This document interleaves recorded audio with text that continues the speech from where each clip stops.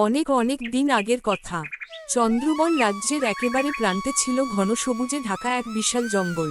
সেই জঙ্গলের পাশেই ছোট্ট একটি কুঁড়েঘরে বাস করত এক গরিব কাঠুরিয়া। তার সংসারে আর কেউ ছিল না, ছিল শুধু তার একমাত্র কন্যা মেঘমালা। মেঘমালা শুধু যে অপরূপ সুন্দরী ছিল তা নয়, সে ছিল অত্যন্ত বুদ্ধিমতী ও জ্ঞানী। অল্প বয়সেই সে জীবনের অনেক কিছু বুঝে গিয়েছিল।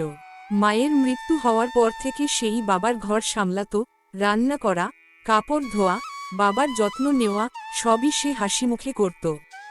একদিন দুপুরের দিকে মেঘমালা বাবাকে বলল, বাবা, অনেক বেলা হয়ে গেছে, আর কত কাজ করবে, আগে খেয়ে নাও। কাঠুরিয়া হেসে বলল, হ্যাঁ রে মা, খেতে তো হবেই। না খেয়ে কি আর কাজ করা যায়? এই কাঠটা কাটা শেষ হলেই আসছি। মেঘমালা জবাব দিল। ঠিক আছে, ভেতরে এসে খেয়ে নিও, আমি সব গুছিয়ে রাখছি। কাঠুরিয়া মনে মনে ভাবল, এই মেয়েটা না থাকলে আমার কি হতো, সারাক্ষণ শুধু আমারই খেয়াল। খাওয়া শেষ করে কাঠুরিয়া আবার জঙ্গলের ভেতরে রওনা দিল। যাওয়ার আগে মেঘমালা বলল, দিন থাকতে ফিরবে কিন্তু বাবা, জঙ্গলে রাতে বিপদ। হ্যাঁ মা, দিন থাকতেই ফিরবো। কিন্তু সেদিন ভাগ্য সহায় ছিল না।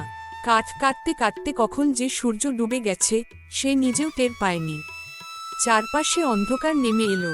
হঠাৎ দূর থেকে হিংস্র পশুর ডাক ভেসে এল। ভয়ে কাঠুরিয়ার বুক কেঁপে উঠল। হায় রে বিধাতা, আজ বুঝি আর ঘরে ফেরা হবে না। ঠিক তখনই একটি বাঘ সামনে পড়ে গেল। কোনোমতে প্রাণ হাতে নিয়ে সে দৌড়ে পালালো। দিকবিদিক জ্ঞানশূন্য হয়ে পড়ল সে। হঠাৎ দূরে একটি আলো দেখতে পেল।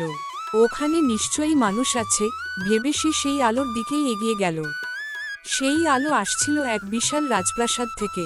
প্রাসাদটি দেখে সে অবাক হয়ে গেল, এত বড় প্রাসাদ অথচ নির্জন। ভেতরে ঢুকে সে দেখতে পেল এক সাধু ধ্যানমগ্ন হয়ে বসে আছেন।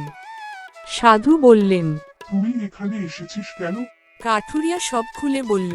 তখন সাধু বললেন, আজ রাত এখানে থাকতে পারিস, কিন্তু শর্ত আছে, কাল সকালে বাড়ি ফিরে প্রথম যাকে বাজা দেখবি সেটি আমাকে দিয়ে যেতে হবে। ভয়ে কাঁপলেও প্রাণ বাঁচানোর তাগিদে কাঠুরিয়া রাজি হয়ে গেল। পরদিন ভোরে সে বাড়ি ফিরে এল। কুঁড়েঘরের দিকে তাকাতেই সে প্রথমে দেখল তার মেয়ে মেঘমালাকে। সে হাউমাউ করে কেঁদে উঠল। হায় সর্বনাশ, আমি কি করলাম? সব শুনে মেঘমালা শান্তভাবে বলল, বাবা, তুমি কথা দিয়েছো, কথা রাখতে হবে। চলো, আমরা সাধুর কাছে যাই। সাধুর কাছে পৌঁছে মেঘমালা নিজেই বলল, আপনি প্রশ্ন করুন, আমি উত্তর দেব।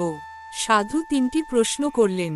প্রথম প্রশ্ন, পৃথিবীর সবচেয়ে মূল্যবান জিনিস কি? উত্তর হবে সময়, কারণ সময় একবার চলে গেলে আর ফিরে আসে না। দ্বিতীয় প্রশ্ন, সবচেয়ে শক্তিশালী জিনিস কি? উত্তর হলো ভালোবাসা, ভালোবাসা ঘৃণা ও বিদ্বেষকে জয় করতে পারে। তৃতীয় প্রশ্ন, কি মানুষকে প্রকৃত সুখ ও তৃপ্তি দেয়? অন্যের মুখে হাসি ফোটানো।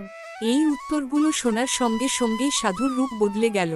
তিনি হয়ে উঠলেন এক সুদর্শন রাজকুমার। তিনি বললেন, আমি সাধু নই, আমি এই রাজ্যের রাজকুমার। এক জাদুকরের অভিশাপে আমি ও আমার রাজ্য এই অবস্থায় ছিলাম। তোমার জ্ঞান আমাদের মুক্ত করেছে। রাজকুমার মেঘমালাকে তার রানী হওয়ার প্রস্তাব দিলেন। কাঠুরিয়া প্রথমে দ্বিধায় পড়লেও রাজকুমারের আন্তরিকতায় তিনি সম্মত হলেন। এভাবেই মেঘমালা হল চন্দ্রবন রাজ্যের রানী। তার বুদ্ধি, দয়া আর ভালোবাসায় রাজ্য আবার সুখে শান্তিতে ভরে উঠল। আর সেই কাঠুরিয়া, সে গর্বের সঙ্গে বলতো, আমার মেয়ে শুধু সুন্দর নয়, সে জ্ঞানেই রাজ্যের আলো।